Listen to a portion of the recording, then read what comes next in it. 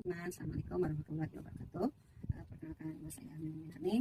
Saya berasal dari Fakultas Ilmu Pendidikan PFAUD semester 7. Ini 857315799. Filsafat ilmu dalam mengawasi dan memperkuat ilmu pendidikan. Sebagaimana kita ketahui, filsafat ilmu berfungsi sebagai fondasi, penjaga sekaligus pendorong bagi ilmu pendidikan. Perannya dapat diketahui sebagai berikut. Yang pertama, mengawasi eksistensi dan batasan atau ontologi. Filsafat ilmu itu mempertanyakan hakikat pendidikan itu sendiri. Apa yang dimaksud dengan mendidik? Apa batas antara mendidik, melatih, atau mengindoktrinasi? Pengawasan ini memastikan ilmu pendidikan tidak kehilangan arah atau melenceng dari hakikat sebagai upaya memanusiakan manusia. Hal berikutnya adalah memperkuat keilmiahan atau epistemologis. Ilmu pendidikan berkembang melalui penelitian dan metodologi. Filsafat ilmu menguji dan memvalidasi metode yang digunakan, misalnya observasi, eksperimen, studi kasus, untuk memastikan pengetahuan pendidikan yang dihasilkan sahih, objektif, dan dapat dipertanggungjawabkan secara logis dan empiris. Filsafat ilmu mencegah ilmu pendidikan jatuh pada asumsi yang tidak berdasar. Yang selanjutnya menjaga nilai-nilai atau aksiologis. Pendidikan tidak pernah netral atau bebas nilai. Filsafat ilmu mengawasi tujuan dan manfaat pendidikan. Ia memastikan praktik dan teori pendidikan diarahkan pada nilai-nilai kebaikan, moralitas, keadilan, dan kesejahteraan masyarakat, bukan untuk tujuan eksploitasi atau manipulasi. Untuk pertanyaan kedua, mengenai pendidikan yang bermakna memperkuat perkembangan filsafat ilmu. Hubungan ini bersifat timbal balik. Praktik pendidikan yang bermakna dan bernilai memberikan kontribusi penting bagi filsafat ilmu. Pendidikan ini pertama, pendidikan sebagai laboratorium konsep. Pendidikan adalah arena di mana ide-ide filosofis tentang kebenaran, nilai, realitas diuji dalam praktik. Keberhasilan atau kegagalan suatu konsep dalam proses pembelajaran akan memberikan umpan balik berharga yang memaksa filsafat untuk terus berefleksi dan berkembang. Kemudian memunculkan paradoks dan masalah baru. Realitasnya, pendidikan sangat kompleks dan dinamis.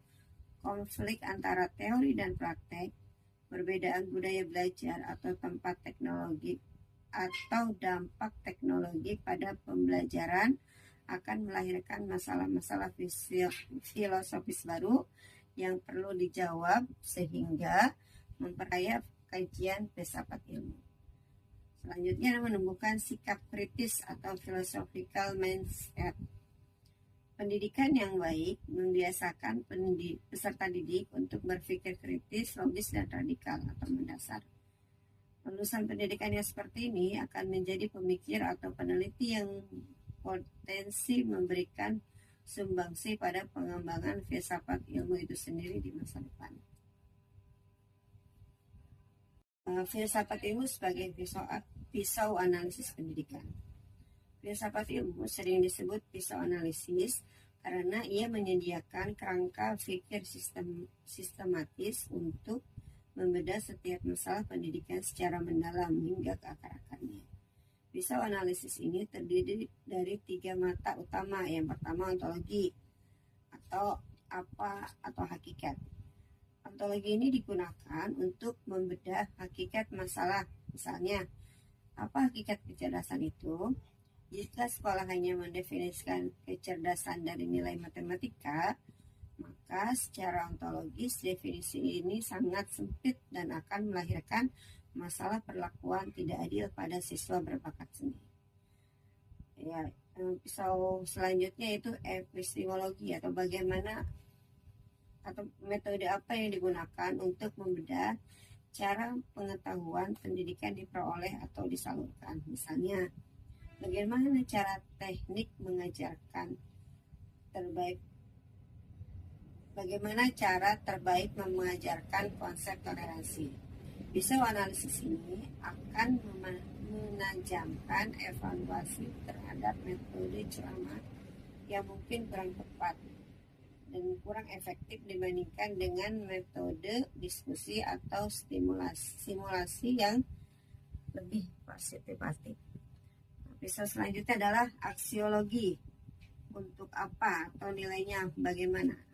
Aksiologi ini digunakan untuk membedah tujuan dan nilai moral dari suatu masalah. Misalnya, apakah evaluasi ujian nasional yang sangat menekan psikologis siswa sesuai dengan nilai kemanusiaan. Analisis aksiologi akan menyoroti apakah suatu kebijakan pendidikan membawa manfaat dan kebaikan atau justru membahayakan kesejahteraan siswa.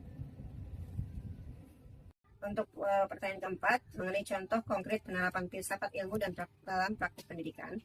Sesuai dengan penerapan 3 landasan filsafat ilmu, yaitu ontologi, epistemologi, dan aksiologi dalam pengembangan kurikulum. Pertama, secara ontologi atau hakikat siswa.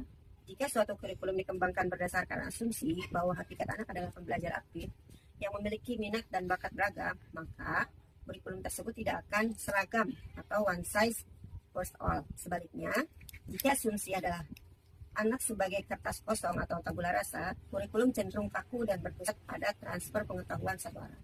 Kurikulum Merdeka saat ini merupakan contoh yang secara ontologis memandang keunikan potensi anak. Contoh yang kedua secara epistemologi atau cara belajar terkait dengan bagaimana kurikulum mendesain proses memperoleh pengetahuan. Jika diyakini bahwa pengetahuan dikonstruksi secara sosial, maka kurikulum akan menekankan pendekatan pembelajaran berbasis proyek, diskusi kelompok, dan kolaborasi atau konstruktivisme, bukan sekedar menghafal dari buku teks. Nah, contoh selanjutnya secara aksiologis atau tujuan dan nilai terkait hal ini dengan output lulusan, kurikulum tidak hanya mementingkan kecerdasan kognitif, tetapi memuat nilai-nilai karakter, etika, kemandirian, dan kepedulian sosial, misalnya melalui profil pelajar Pancasila. Hal ini merupakan penerapan analisis aksiologis untuk memastikan bahwa tujuan pendidikan adalah membentuk manusia utuh yang bernilai, bukan sekedar